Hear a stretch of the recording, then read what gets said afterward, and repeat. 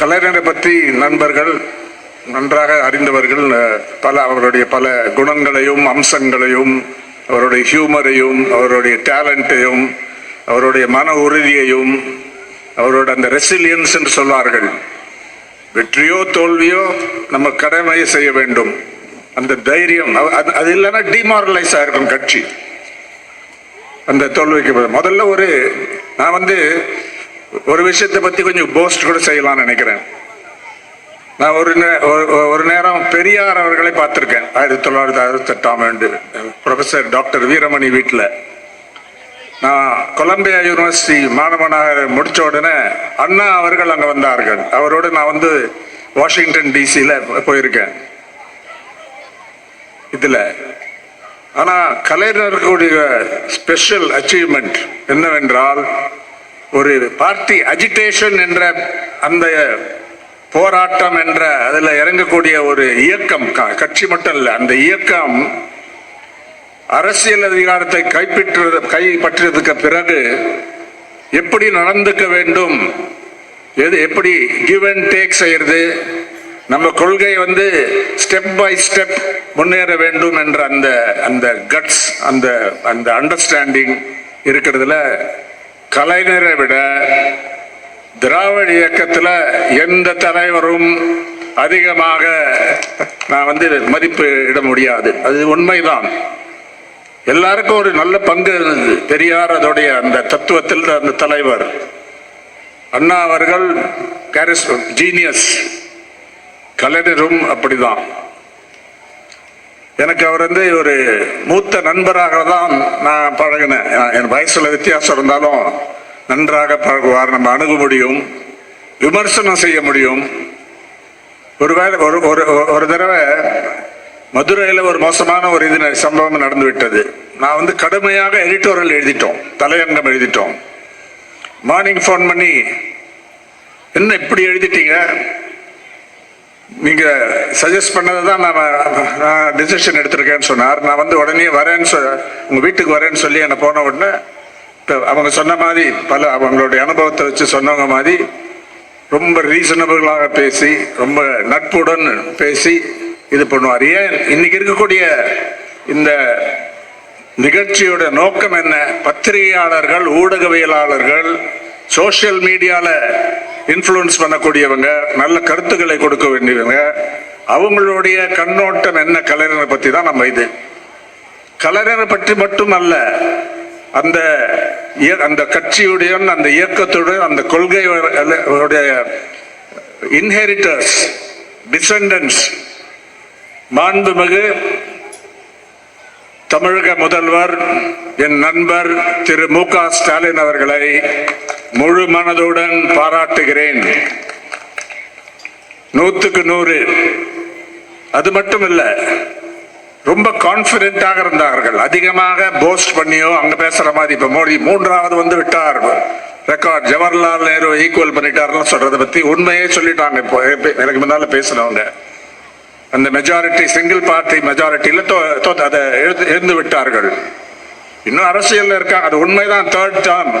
ஆனா இப்போ ஒரு கோலிஷன் கவர்மெண்ட் இன்றைக்கு இருக்கிறது. மீதி பேரை நம்பணும். குறிப்பாக திரு சந்திரபாபு நாயுடு அவர்களையும் திரு நிதிஷ்குமார் அவர்களையும் திரு தேவகவுடா அவர்களையும் நம்பி தான் பிழைக்க வேண்டிய சூழ்நிலை இந்த எலெக்ஷன் முடிவு தான் ஏற்பட்டு இருக்கிறது. இதுதான் அர்த்தம். அதுக்கு முக்கியமான ஒரு காரணம் 100க்கு 100, 39+1 பாண்டிச்சேரி. அவங்க சைட்லயும் மத்திய பிரதேசத்துல யாருமே இல்லைன்னு சொல்றது கரெக்ட் இல்ல. 29/29 மத்திய பிரதேசத்துல நடந்து விட்டது பிஜேபி அங்க. ஆனா உத்தரப்பிரதேசத்துல பயங்கரமான தோல்வி அடைந்தார்கள். இந்த இதுக்கு ஒரு முக்கியமான காரணம் திரு ஸ்டாலின் அவர்களோட தலைமையில் இருக்கக்கூடிய திமுக அரசாங்கம் என்றுதான் சொல்லுறேன். அந்த எலெக்ஷன் வரும்போது அந்த கூட்டணி அணுகுமுறையை நான் கவனிச்சேன் க்ளோஸா. கொஞ்சம் ஜெனரஸாவே சீட் கொடுத்துருக்காங்க பல கட்சிகளுக்கு.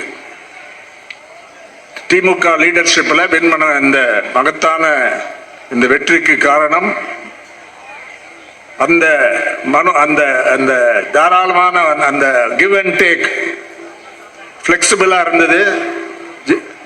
மீதி கட்சிகளை மதித்து உங்களுக்கும் அதுல இடம் உண்டு, முக்கியம் இடம் உண்டு என்று அந்த போக்கு தான் என்று நினைக்கிறேன். இது கோயலிஷன் பாலிடிக்ஸ்ல, அரசியல்ல இது ஒரு நல்ல படிப்பு என்று நினைக்கிறேன். அசம்பிளி எலெக்ஷன் வரும்போது வேற மாதிரி வரலாம், ஆனா பாராளுமன்ற இதுதான். இதெல்லாம் கலைஞருடைய அனுபவம், அவருடைய ஜீனியஸ், அவர் எழுத்து திறமை, அவர் கிரியேட்டிவிட்டி, அவருடைய அரசியல் அண்டர்ஸ்டாண்டிங். இது அவரை பத்தி ஒரு சிறந்த பயோகிராஃபி வந்திருக்கு, வாழ்க்கை வரலாறு வந்திருக்கு. ஏஎஸ் பன்னீர்செல்வம் எழுதியிருக்காரு. அதுல நான் ரொம்ப அப்ரிஷியேட் பண்ண சாப்டர் என்னவென்றால், இலங்கை பிரச்சனையை எப்படி கலைஞர் அணுகினார் என்ற அதுதான். 1956 ஆண்டு ஜெனரல் கவுன்சில் ரெசல்யூஷன் சின்னலா ஒன்லி, சின்னல மொழி ஒன்றுதான் நம் நாட்டு அபிஷியல் லாங்குவேஜா இருக்கணும்னு சொல்லி கொண்டு வந்த அந்த சட்டத்துக்கு எதிராக ஒரு தீர்மானம் கலைஞர் தான் அதை முன்னிட்டார், ப்ரப்போஸ் பண்ணார். அவருடைய ஆழமான ஒரு அண்டர்ஸ்டாண்டிங், அதை பாராட்ட வேண்டும். அது அந்த புத்தகத்தில் அதில் இன்ட்ரெஸ்ட் இருக்கிறவங்க அந்த சாப்டரையாவது க்ளோஸாக படிக்க வேண்டும் என்று வேண்டிக் கொள்கிறேன். கடைசியாக எதை ரொம்ப நாங்கள் போற்ற வேண்டும் என்றால், freedom of speech and freedom of expression, press freedom, media freedom, எழுத்து சுதந்திரம், ஊடக சுதந்திரம், பத்திரிகை சுதந்திரம், கிரியேட்டிவ் ஃப்ரீடம். ஒரு கிரியேட்டிவாக அதற்கு ஒரு நல்ல சுதந்திரம் வேண்டும். அதை வெறும் சகித்து கொள்ளக்கூடிய தன்மை மட்டுமல்ல, அதை அப்ரிஷியேட் பண்றக்கூடிய ஒரு ஆட்டிடியூட், ஒரு அப்ரோச் இருந்ததை பாராட்ட வேண்டும். அதனாலதான் அவரை எல்லாரும் அணுக முடியும். யார் இருந்தாலும் சோ, என்னுடைய நண்பர் சோ, அவருடைய உறவை பத்தி எனக்கு கொஞ்சம் தெரியும். அந்த கல்யாணத்துக்கு இவங்க முதலமைச்சர் அன்னைக்கு இருக்க ஜெயலலிதா அவர்கள் வரவில்லை. வேற சில அவங்களுக்குள்ள இருந்த ஏதோ மன கஷ்டத்தினால அவங்களுக்குள்ள ஏதோ ஒரு மிஸ் அண்டர்ஸ்டாண்டிங் ஏற்பட்டு விடுது. அதை பத்தி பேச தேவையில்லை. ஆனா கலைஞர் வந்தார், நான் அன்னைக்கு ஈவினிங் இருந்தேன் அங்க. அதுதான் அவருடைய குணம். ஒரு ஜனநாயக ரீதியில் எல்லாரையும் மதிக்கக்கூடிய ஒரு மனோபாவம் உள்ள அரசியல் தலைவர். அன்பார்ச்சுனேட்லி அன்னைக்கு இருக்கக்கூடிய அந்த பெரிய தலைவர்களுக்குள்ள உறவு சரியாக இல்லை. அது அவருடைய தவறு இல்லை, எம்ஜிஆருடைய அந்த நட்பு. அதை பத்தி சொன்னாங்க. நான் ஜேபிஆரை கேட்டேன், ஒரு தடவை கார்ல செஞ்சிருந்தாங்க. அது உண்மைதான், ஜேபிஆர் சொன்னார். எம்ஜிஆரோட போகும்போது, அவர் முதலமைச்சராக இருக்கும்போது, அவரும் ஒரு பெரிய தலைவர் தான். இவர் கருணாநிதி என்ற வார்த்தையை ஒரு அவமரியாதையுடன் பேசிட்டாரு. ரோட்லயே இறக்கி விட்டதாக ஜேபிஆர் சொன்னார். உடனே நீ என்ன சொல்றது கருணாநிதினு, அவர் கலைஞர் சொல்லு, தலைவர்னு சொல்லுன்னா இருந்தது. அந்த உறவு இன்றைக்கும் பாராட்ட வேண்டிய ஒரு அம்சம். முதலமைச்சருக்கு அவருக்கு வேற ஸ்டைல், ரொம்ப சாஃப்டாக போகிறவர். வெறும் கலைஞரை காப்பி அடிக்கிறா அது ஒன்றும் சரியா யாரும் வராது. அவருடைய சொந்த பாதையில், ஆனா அதுலேருந்து பல படிப்பினை கற்றுக்கொண்டு அவர் செய்த சாதனை பேசிஸாக வைத்துக்கொண்டு இன்றும் சிறந்த முறையில் அரசாங்கத்தை நடத்துகிறார். திமுகவுக்கு என்னுடைய வார்ம் பாராட்டுகள். இந்த கட்சி, கலைஞர் இந்த கட்சியை காத்திருக்கிறார். முதலமைச்சர் மு க ஸ்டாலின் அவர்களும் ஆர்கனைசேஷன் விஷயத்தில் பல டெக்கேட்ஸ், பல ஆண்டுகள், பெரிய காலம், ஒரு 50 வருஷத்துக்கு மேல பாடுபட்டு, உழைப்பு என்றால் ஸ்டாலின் என்று கலைஞர் சொன்னதை உண்மை என்று சாதித்து காட்டியிருக்கிறார்.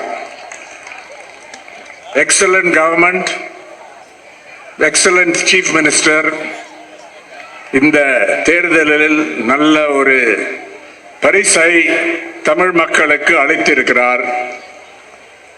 இது இந்தியா இந்தியாவில் ஒரு முக்கியமான ஒரு சாதனை, ஒரு அம்சம், இந்த தேர்தலையே இந்த சூழ்நிலைக்கு கொண்டு வந்த, அந்த அவுட்கமை கொண்டு வந்த அந்த கிரெடிட்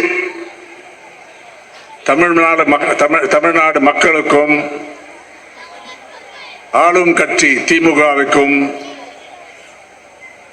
அந்த தலைவர் மாண்புமிகு முதலமைச்சர் மு.க. ஸ்டாலின் அவர்களுக்கும் நான் கொடுக்க வேண்டும். இதை சொல்லிவிட்டு மாசு அவர்கள் இந்த சிறந்த கூட்டத்தை கொஞ்சம் அதிக நேரம் பேசிட்டோம்னு நினைக்கிறேன். இருந்தாலும் இவ்வளவு பேர் இருந்ததை பற்றி ரொம்ப மகிழ்ச்சி and ரொம்ப thanks. Wish you the best.